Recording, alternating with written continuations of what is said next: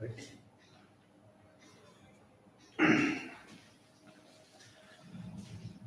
Good evening, students. So, in the last class, in reproductive health topic, I explained regarding about the contraceptive methods. That is barrier methods, mechanical barriers, especially. Apart from that, so in mechanical barriers only, I explained the regarding about the condoms. Even though I explained about the natural barriers, like the lactational amenorrhea, periodic abstinence, and coitus interruption method. So these three are over. So let us start today. Chemical barriers.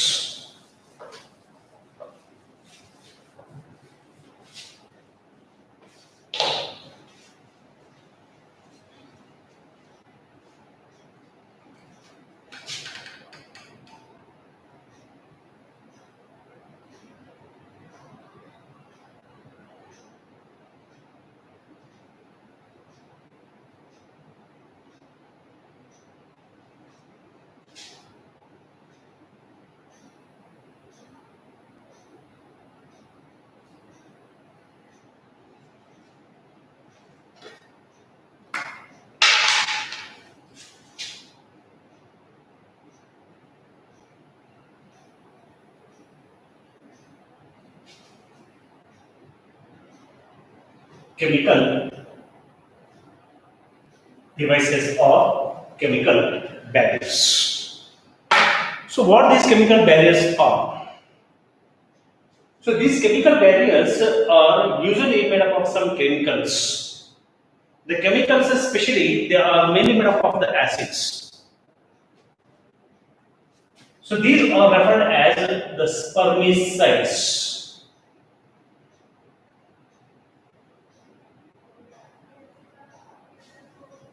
Or spermicides.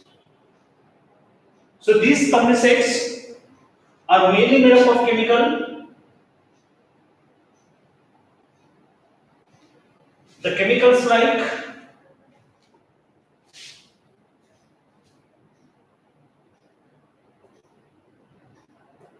lactic acid,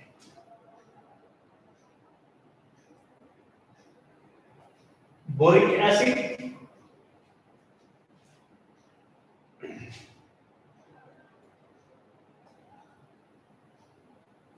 citric acid,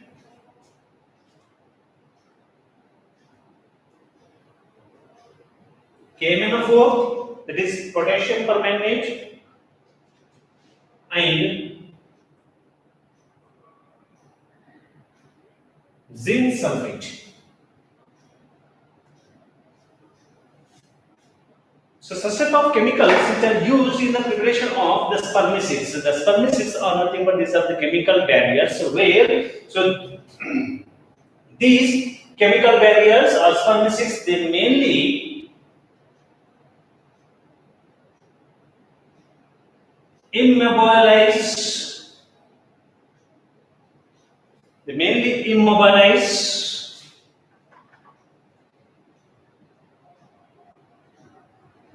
the sperm cells or they kill the sperm cells. They kill the sperm cells or they immobilize the sperm cells by increasing oxygen intake. That is the main function of these spermicides. They immobilize the sperm cells after the sexual coitus. Once the male partner releases the sperm cells, the semen content into the female genitalia. So once it is gets enter into the female genitalia, whatever the spermicides are present within the female genital tract. So here these spermicides are introduced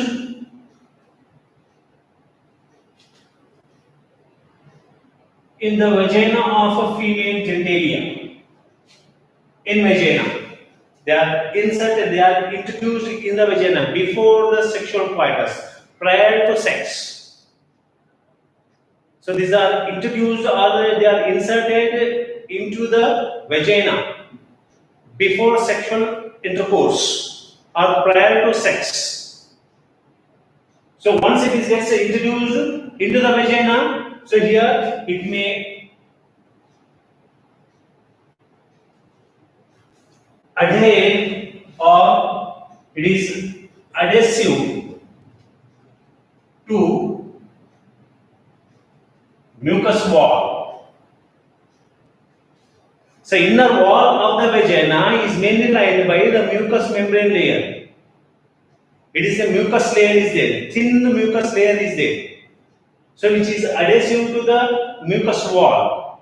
Once it is gets adhesive to the mucous wall, then immediately so it maintains the acidic nature of the wall or the acidic nature of the fluid because it is mainly rich in the chemicals. The chemicals like the lactic acid content, boric acid content, citric acid content.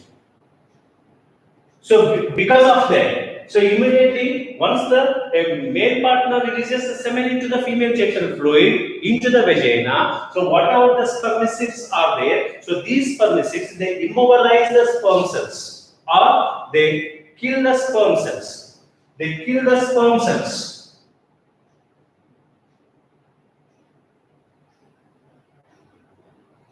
A mass of those sperm cells which are present within the semen, these are gets killed due to the acidic nature of these spermicides. So once it is gets destroyed, then there is no fertilization at all. The fertilization process is completely not occurs because the sperm cells will not enter into the cervix region or maybe the uterus part, or they are unable to reach to the onto the surface of egg cells.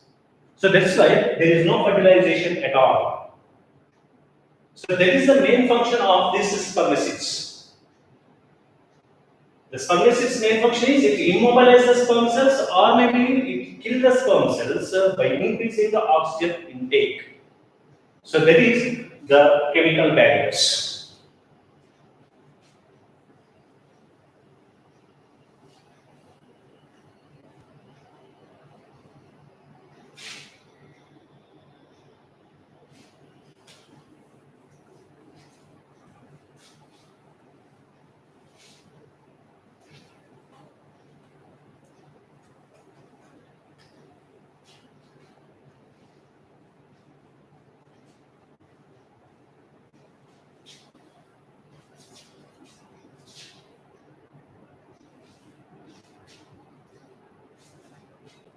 The first type of this, chemical barriers, the spermicides, these are occurs in the form of creams. These are occurs in the form of jellies or in the form of paste. These are occurs in the form of foams. Foam.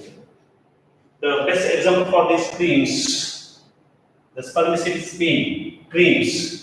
As example is here it is Delphin.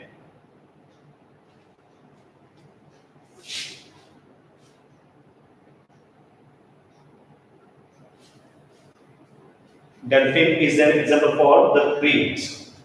The jellies, best example is here.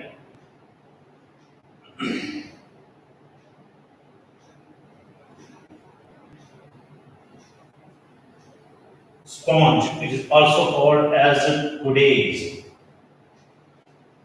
which is occurs in the form of paste like. Otherwise, one more is Pulpa. It occurs in the form of paste. Foams, the best example for foams are the contact. Contact is the best example for foams. So as I said earlier in previous class, these spermicides are also used in diaphragm. is also used in wards. The cup-shaped wards are the diaphragm is inner wall of this diaphragm is mainly coated with these spermicides. So these spermicides are mainly act as it mainly kills the sperm cells. It acts as a barriers where it prevents the fusion of the male gamete with that of the female gamete. So that is the main function of these chemical devices.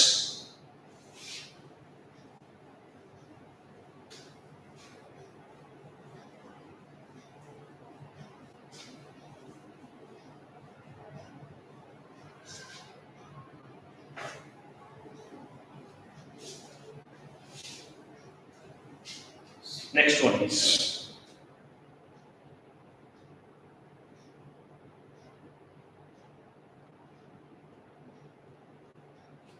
intrauterine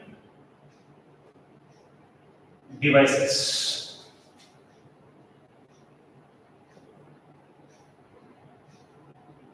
IUDs. Intrauterine devices or IUDs. So these IUDs or intrauterine devices are the most popular devices which are used by the female individuals in India. So such type of intrauterine devices are inserted by doctors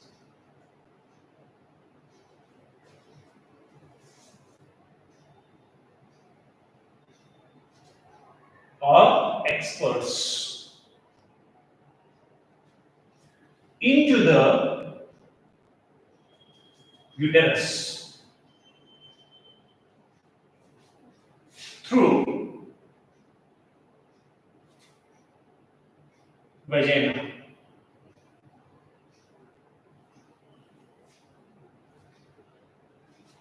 These are inserted by the experts, only experts, or the doctors, or might be the nurse.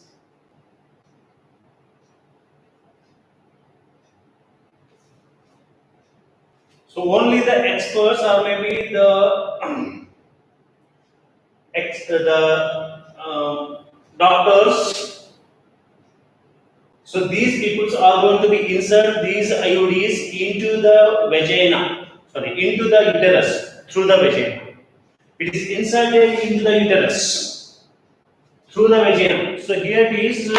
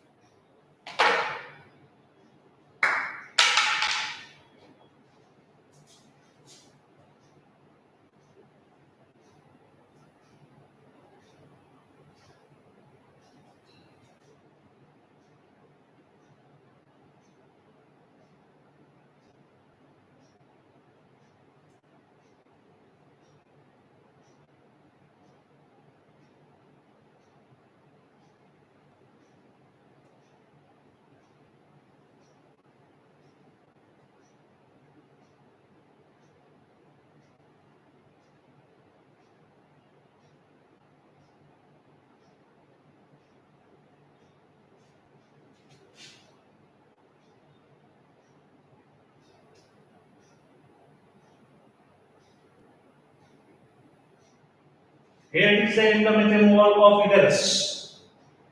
So here is the cervix region. Here is the cervical opening.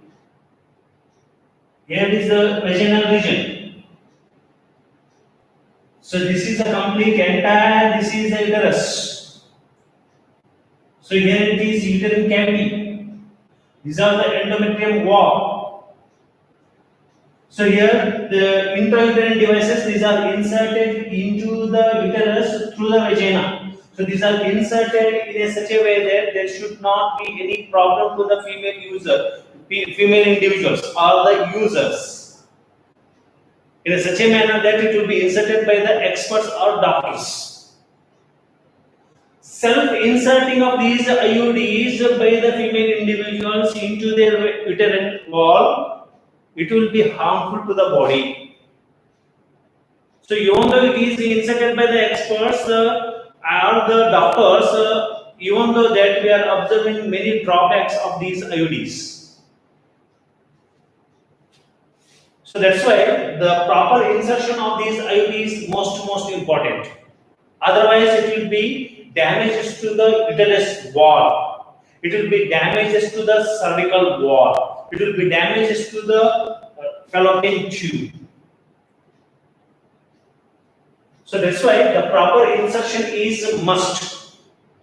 The such type of IUDs usually they are made up of either rubber or it is made up of the copper. But in earlier days, the few decades back, the 40-50 years back, so these IUDs are mainly made up of the steel. The such type of the IUDs which are made up of steel, if they are inserted into the female genital tract or into the uterus of the female body, it will be harm to the female individuals. It will be damages the wall of uterus. It induces the perforation in the uterus wall. So if perforation, if it is occurs, perforation in the sense it will be cracks or develops within the uterus wall. Here it is the uterus wall. This uterus wall. Here it is the endometrium. Here it is the myometrium, perimetrium. Myometrium wall as well as endometrium wall is completely damaged. It induces the perforations. That leads to excessive bleeding. So that's why the proper insertion is must. So instead of using the steels nowadays, so the experts they are used to prefer the rubber ones or maybe the copper ones. The such type of IUDs they may be of different types.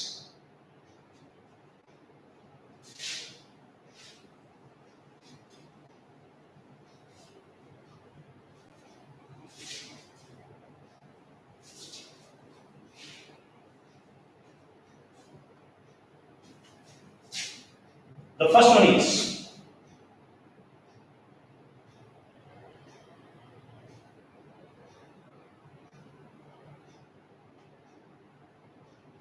non-medicated IUDs.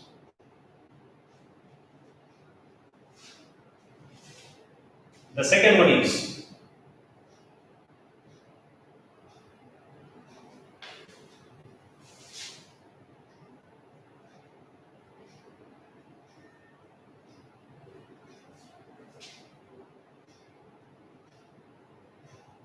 copper releasing IUDs.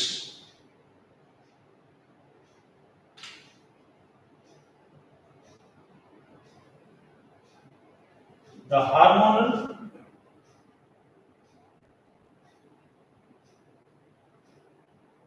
releasing IUDs. Non-medicated IUDs. That's example is here.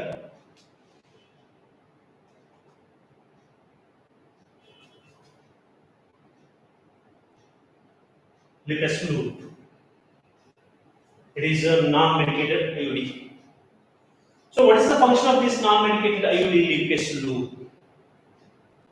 Its main function is it helps in the phagocytization of the sperm cells. It involved in the phagocytosis process.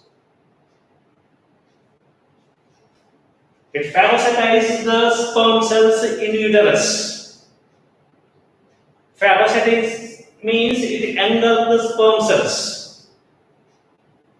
It will, whatever the sperm cells which are attached to this lipase loop, these are gets engulfed, these are gets destroyed, phagocytized.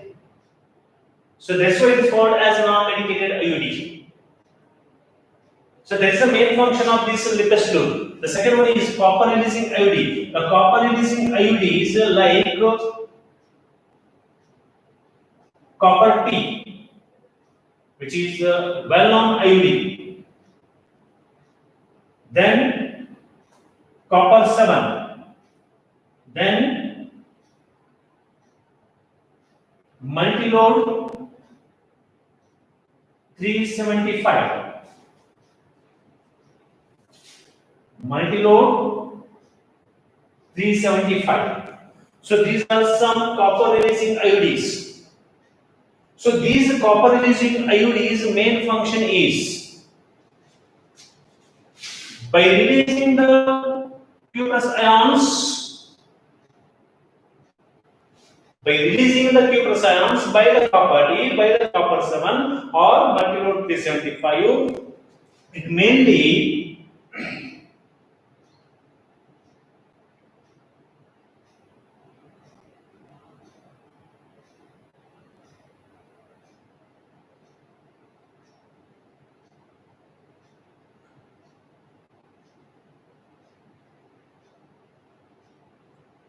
induces the thinning up of the sperm cells. The secondary activation of the sperm cells is not occurs due to the excessive release of these copper ions. That means the sperms becomes highly thin. That means the motility of the sperm is goes on decreases. Motility of the sperm, it suppresses the sperm motility. It suppresses the sperm motility. When the sperm motility gets suppressed, the sperm cells are unable to reach into the fallopian tube and they are unable to fertilize with the egg cell. So thus it prevents the fertilization. Apart from that, the use of this property, so here it prevents the implantation process. It prevents the implantation process. So that is the main function of this copper releasing IODs. Then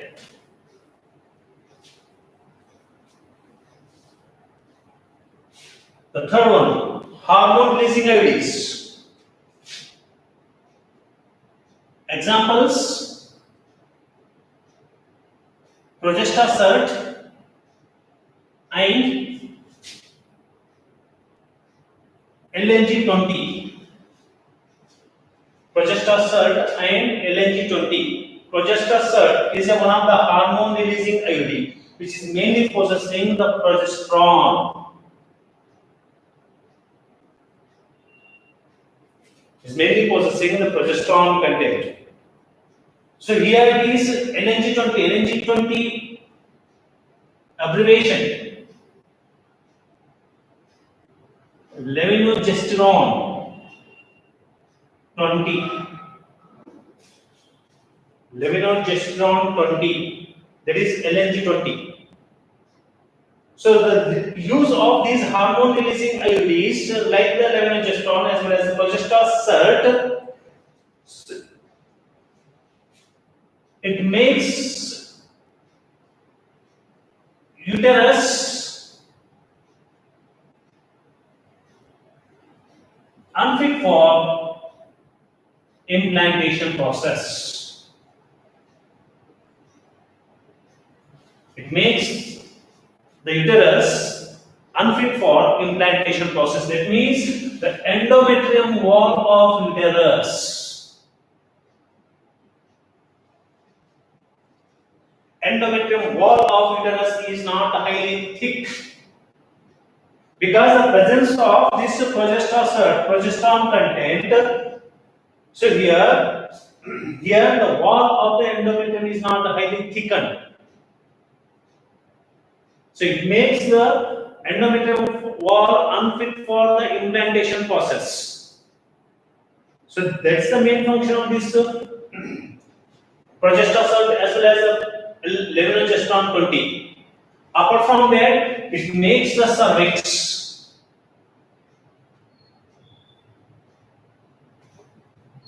hostile for sperms.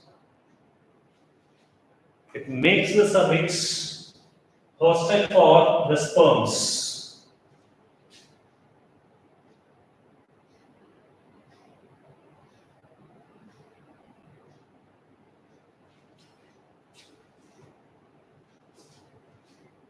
by increasing the secretion of the mucus content.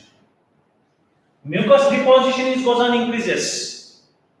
Whenever the levodopa is used by the female individuals, where it stimulates the cervix region, so where it secretes the excess of the mucus content. Once the excess of mucus is gets deposited, then the sperm cells are gets attached or trapped.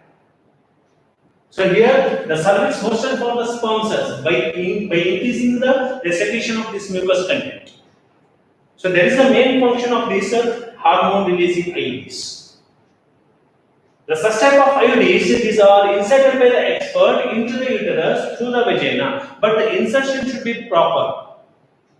So here, suppose the copper T, if you take, so this is the one of the most popular IUD in India, and it was used by the most of the female individuals.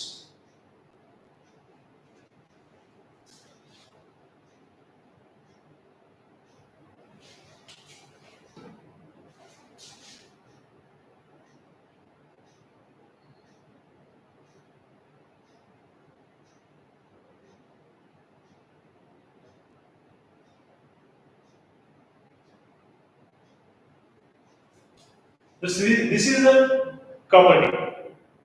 So where it is completely blocks the opening of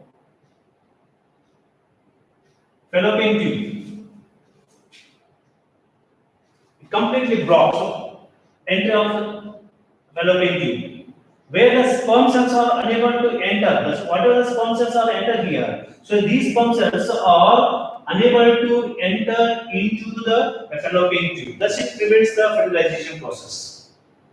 But the main function of this IUDs are it prevents the implantation process.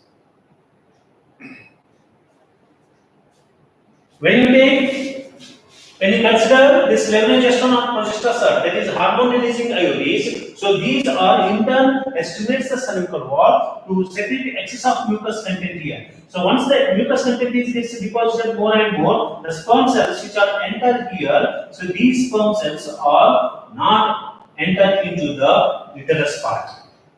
They are remain propped here.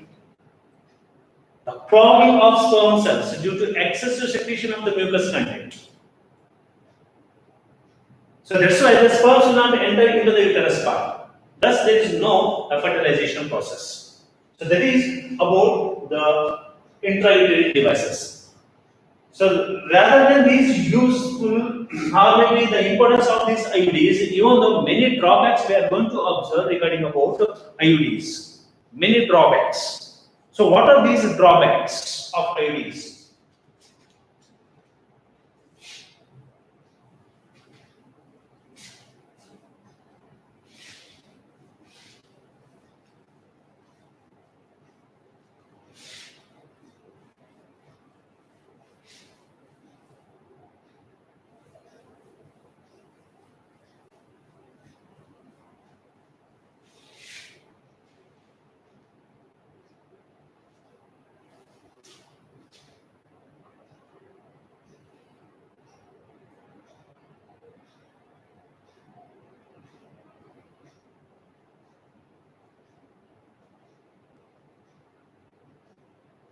The main drawbacks of IUDs are the first one,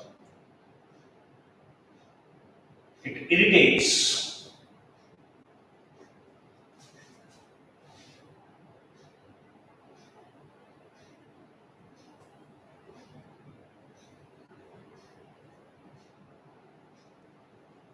In uterus wall of female individuals.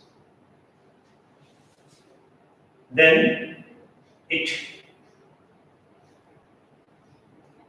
induces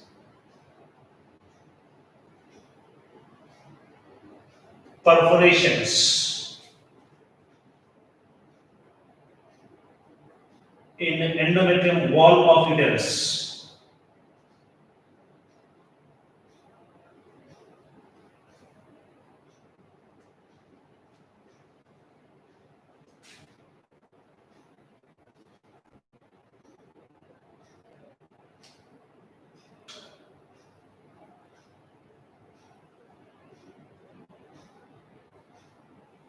endometrium,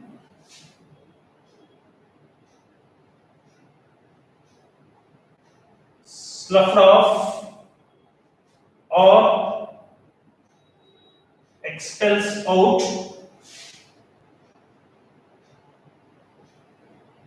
along with excess of blood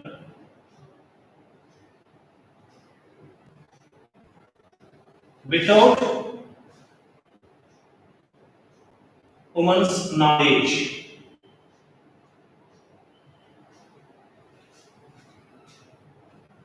Without the woman's knowledge, without the knowledge of a female individual, the endometrium wall is gets sloughed off and it gets eliminated, expels out, along with the excess of the blood. Apart from that, the excessive bleeding we are going to observe. Excessive bleeding and pain. Excessive bleeding and pain. And one more drawback is once it is gets inserted into the female body, into the uterus of the female individual, so it will be left within the uterus of the female body minimum 3 years, 3 to 4 years. So if the couples they want one more baby, then it is not possible to take out such type of the IUDs. Even though in recently the research is going on as well as it is also removed before its completion of the time. In such conditions, some side effects we are going to observe.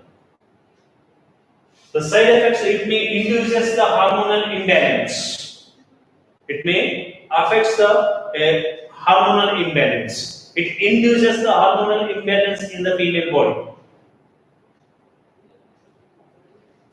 So these are some drawbacks of IUDs. It irritates the uterus wall, especially it irritates the female individuals during the sexual intercourse. Apart from that, it induces the perforations. The perforations are nothing but there is some cracks are going to be produced within the uterus wall. So once the perforations are gets induced, then the blood capillaries are completely ruptured. The blood capillaries, the blood vessels are gets damaged, ruptured. From the damaged part of the blood capillaries, so here the excess of blood is comes out and that will be eliminated out of the female individual's body through the vagina to the outside. Even though without the knowledge of female individuals also in some cases. So that's why if excess of bleeding is occurs, excess of blood is lost by the female individual, that may lead to the weakness. It may brings some changes in the hormonal function also. So that's why these are the some drawbacks of these IUDs.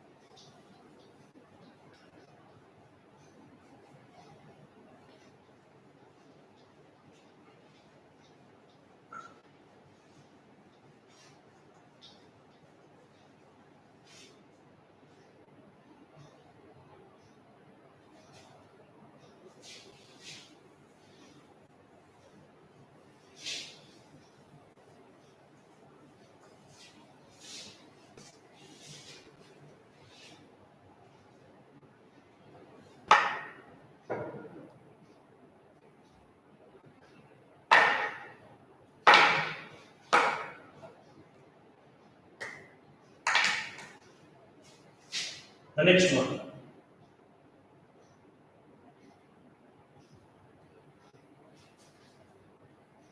Physiological devices. So these are commonly called as contraceptive pills. These are also called as oral pills. Contraceptive pills or oral pills. So why they are referred as the pills? Because so these are mainly taken orally by the female individuals. By the female individuals. So that's why the term pills are used here. The pills term is used because of the female individuals used to take these orally. So that's why it's called as pills. The first type of birth control pills. The first type of birth control pills.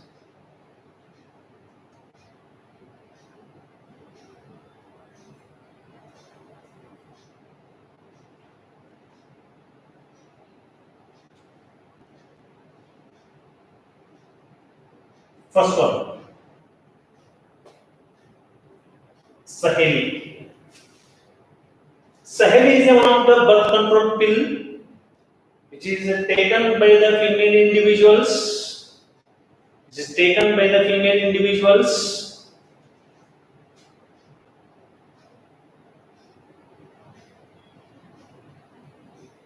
Made up of non-steroidal preparation.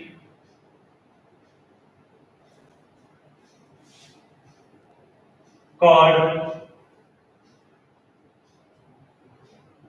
centpromin or centpromin. It is one of the non-steroidal preparation. So it is called as a centpromin. Not progesterone or progestin. Not progestin. Here it is non-steroidal preparation. It is non-steroidal.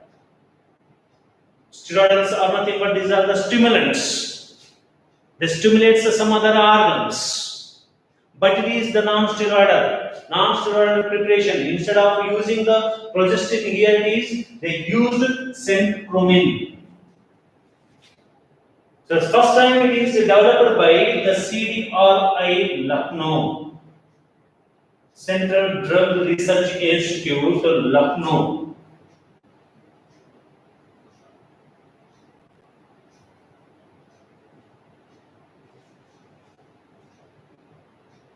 It is non-steroidal.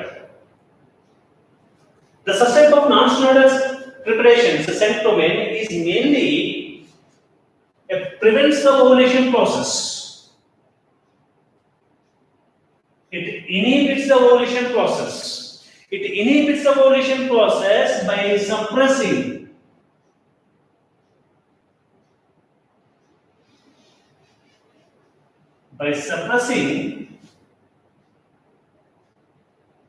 the secretion of FSH as well as LH hormone. It inhibits the secretion of the FSH and LH hormone.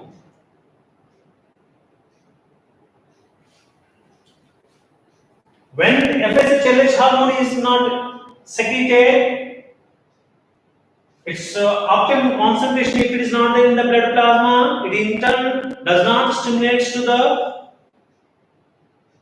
pituitary ovary. FSH LH is secreted by the pituitary gland.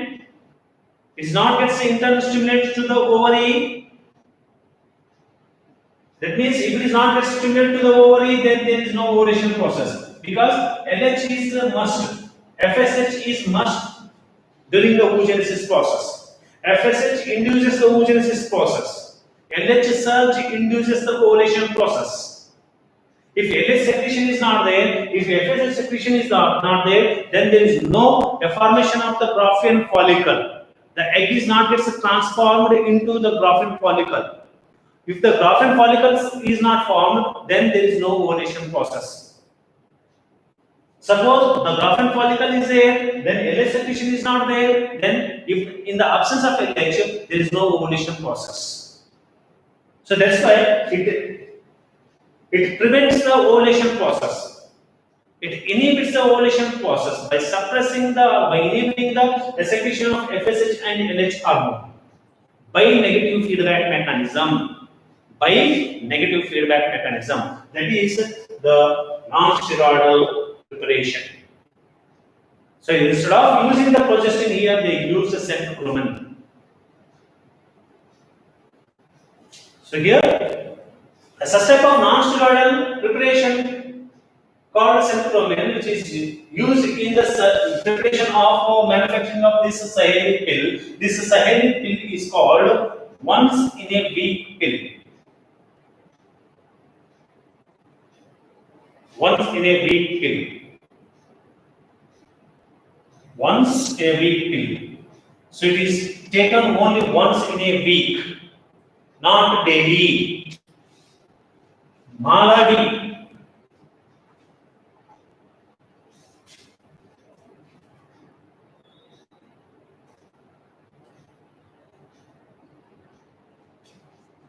And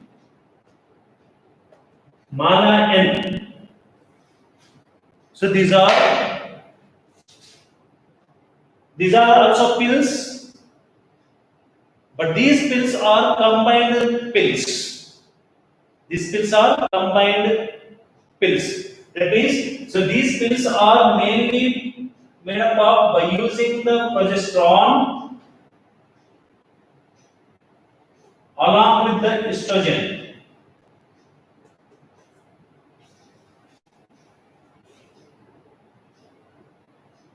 The female individuals are used to take daily these tablets, these pills. The female individuals are used to take these pills daily before the sexual intercourse. But here it is once in a week pill.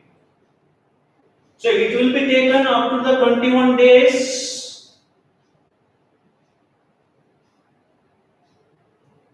Preferably first 5 days of menstrual cycle, after 7 days gap. Preferably from the first 5 days of menstrual cycle, after 7 days gap. That means it will be taken up to 21 days. But this one, Saheli, is a once in a week pill.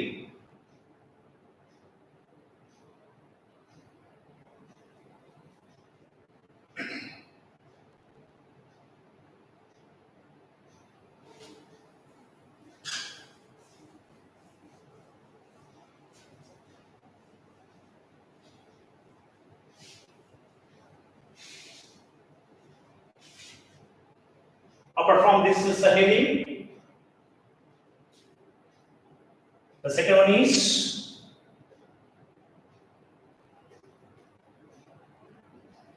hormonal pills are also there. So the hormonal pills, these are occurs in the form of implants. The best example for implant is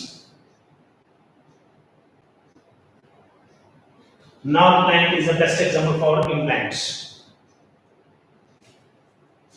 The hormonal pills, usually these are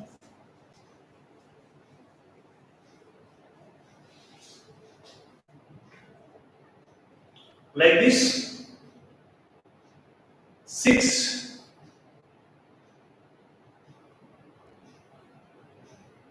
match stick like strip is there. 6 match stick like strip.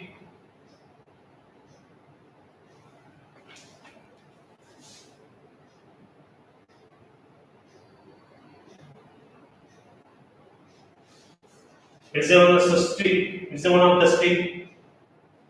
The 6 match stick like strip is there. So where the stick-like structure is mainly possessing the progesterone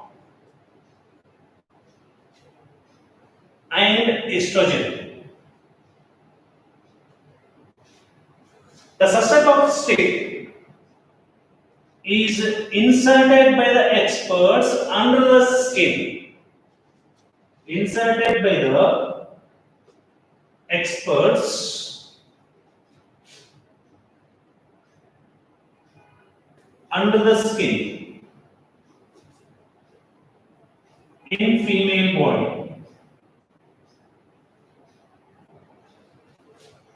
Might be they are inserted under the skin in the thigh region or in the hip region or in the backbone or in the shoulder part or here. So here it is inserted by the experts by making a small incision. Just they will make a small incision and under the skin they are going to be inserted, and once it is gets inserted under the skin, so this progesterone content as well as estrogen content present within the stick-like structure of the stem is released into the bloodstream. It is first released into the interstitial space. Interstitial space is filled with the interstitial fluid. From the interstitial fluid, it gets interdiffuses into the blood capillary, where the blood plasma is there, where it is enter into the bloodstream. So it is releases into the bloodstream dropwise. It releases into the bloodstream dropwise. Here is the state. So here is the blood capillary. So its estrogen content, progesterone content is gets diffuses into the bloodstream. So in bloodstream, the estrogen concentration, if it goes on increases, compared to the normal amount, if the concentration of the estrogen goes on increases, if it is very high in the blood plasma, that in turn stimulates increase in the concentration of the estrogen, which in turn stimulates the anterior lobe of pituitary to inhibit the secretion of the LH hormone. It inhibits the secretion of FSH hormone by negative feedback mechanism. So this is common in normal female individuals. Even though in normal female individuals, without inserting this step, so this phenomena is occurs commonly. So that's why in normal female individuals, the normal menstrual cycle gets obstructed. It gets impaired. The impairment of the normal menstrual cycle in the normal female individual is mainly because of increase in the concentration of the estrogen content in blood plasma. The same mechanism we are going to observe here. Whenever the progesterone content as well as the estrogen content is released dropwise in the bloodstream daily, then automatically the estrogen concentration goes on increases in the blood plasma. This increase in the estrogen concentration, which in turn stimulates the anterior lobe of pituitary to inhibit the secretion of LH hormone. If the LH hormone is not secreted, then there is no ovulation process. The ovulation process gets postponed. It helps to postpone the ovulation process. So that is the main function of these implants.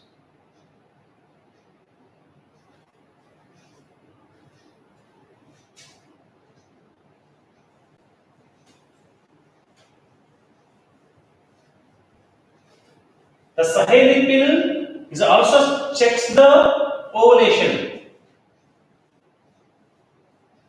It also checks the ovulation process.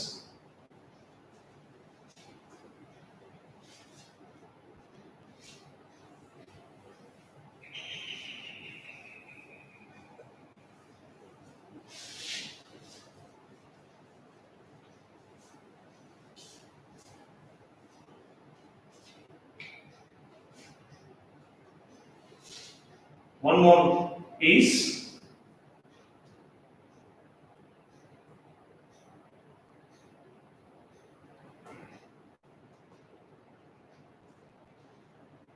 injecting ones, injecting devices.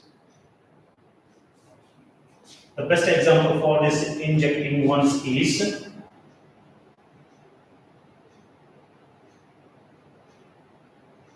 Depo-Provera,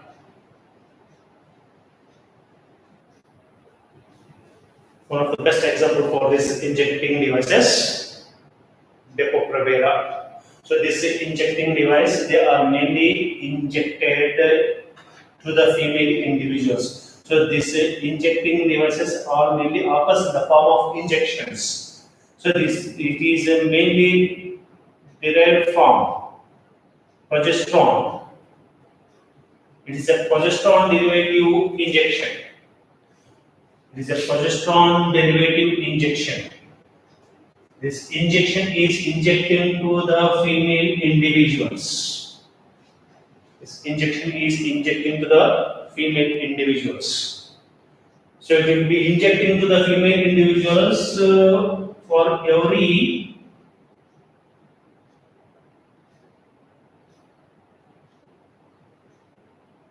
3 months. For every 3 months. For example, suppose in the month of June,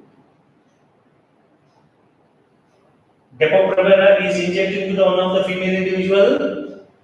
Then next after this, the next 3 months, after gap of 3 months, that means June, July, August. In September month again, it is injecting to the one more dose is injected to the female individual. That means for every 3 months, the injection will be injected to the female individuals. So here it is also mainly possessing the progesterone. Progesterone concentration is goes on increases in the blood plasma. In the blood plasma, progesterone concentration is goes on increases. So as you know that the progesterone main function, it is a pregnancy maintaining hormone, but here it is not. It will not maintain the pregnancy, but it misguides the endocrine system of the female body. It misguides the ovary to stop the proliferation of the follicular cells. Proliferation of the follicular cells is not occurs, then there is no formation of the graphic follicle. If the graphic follicle formation is not there, then there is no ovulation process at all. So that is the main function of this injecting devices. So like the Depo-Provera. So apart from this, some of other pills are also there.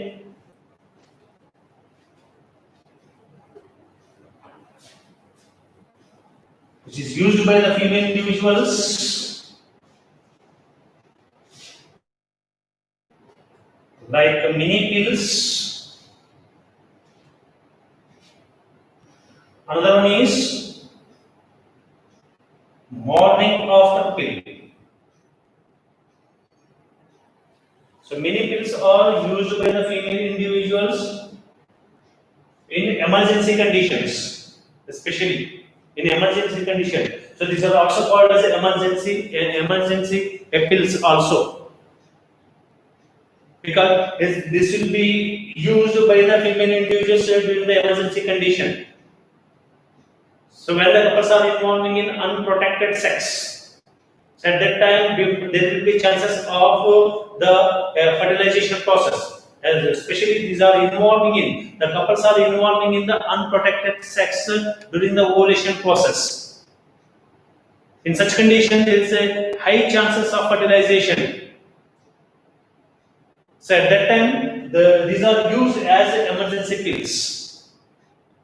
So here after 5 days after sexual coitus, within 5 days after sexual coitus, within 5 days after the sexual coitus. So these are used by the female individuals so that it prevents the fertilization process. So emergency pills are most effective 72 hours of the sexual.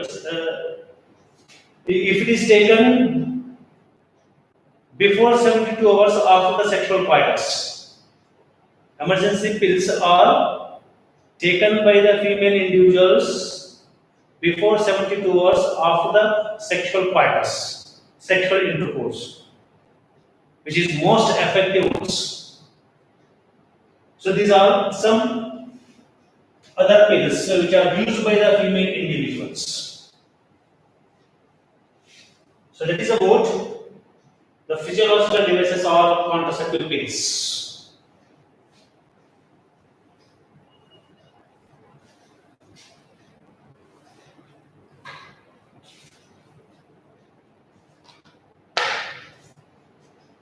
So that is about the space method. Now the second one is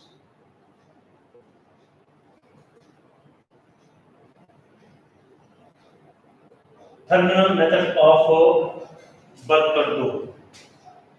Terminal method is nothing but it is a permanent method. It is permanent method. It is called also called as sterilization method. It's also called as sterilization method. The male sterilization is called as male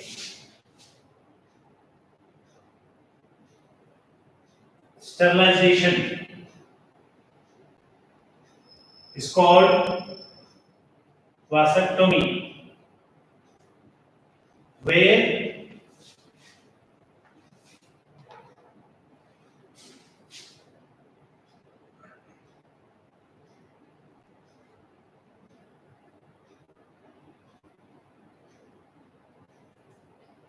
vasa differentia are going to be cut and they are gets ligated.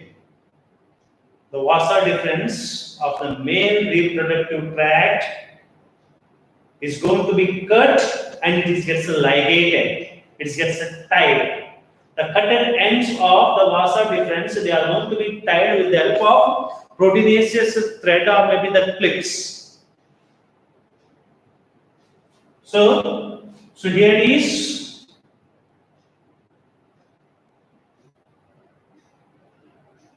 Testis. Here is the epididymis, caput epididymis, corpus epididymis, and cauda epididymis. So this cauda epididymis is in turn opens into abdominal cavity, enter into the abdominal cavity, which in turn modified into the vasa differentia. So this is the vasa differentia.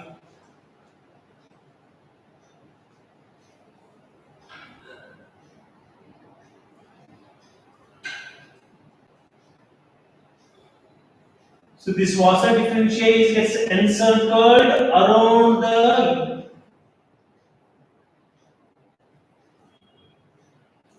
ureter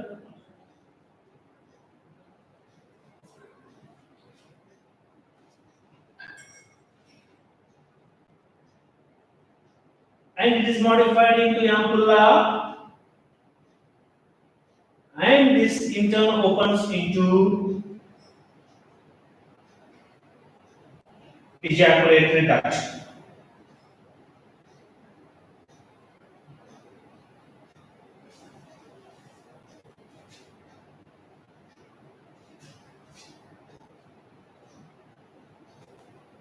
Testis,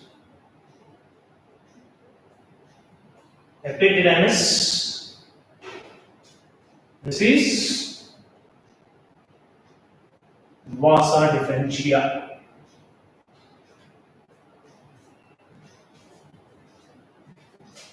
Statis, ampulla, not ampullae. It is ampulla.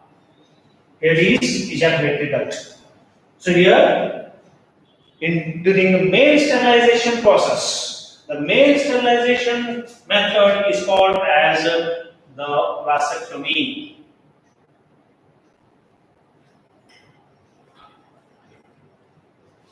Male sterilization method is called vasectomy, where the male partner is undergo the vasectomy process. So where the experts they used to cut this part of the vasa deferens. They used to cut this vasa deferens, both the vasa deferens, not only one vasa differentia tube, both the vasa differentia tube they used to cut. So here from one testis one vasa deferens is arise, another testis another vasa deferens is arise. So both the vasa deferens, a part of the vasa deferens is going to be cut. Okay. So once it is gets cut and the cutted ends of these vasa differentia, these are folded backward direction. Here also it is folded backward direction. Here there is a gap and it will be tied with the help of the clip.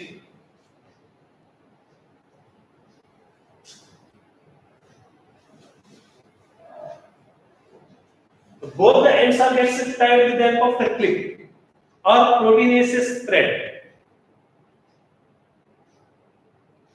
So during such condition, what happens here? The whatever sperm cells are going to be produced by within the seminiferous tubules of the testis. These are enter into the epididymis. From the epididymis, it will be enter into the vasa differentia. It will be enter into the vasa differentia up to here. But it will not enter into the further part portion of this vasa differentia. It's not gets entered into the ampulla as a ejaculatory duct.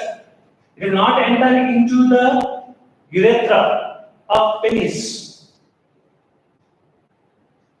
So there is no fertilization process at all. If there is no transfer of the semen, there is no transfer of the sperm cells, then the semen will be released into the female genital tract during the sexual coitus.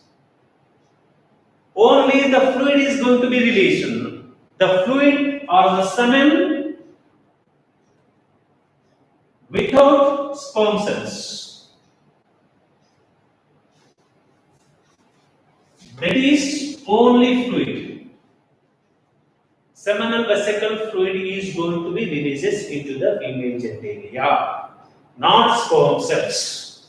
The sperm cells will not release inseminated because the sperms all gets blocked here only. The sperm cells are blocked here only. They will not enter into the rest of the vasa differentia. That is called vasectomy.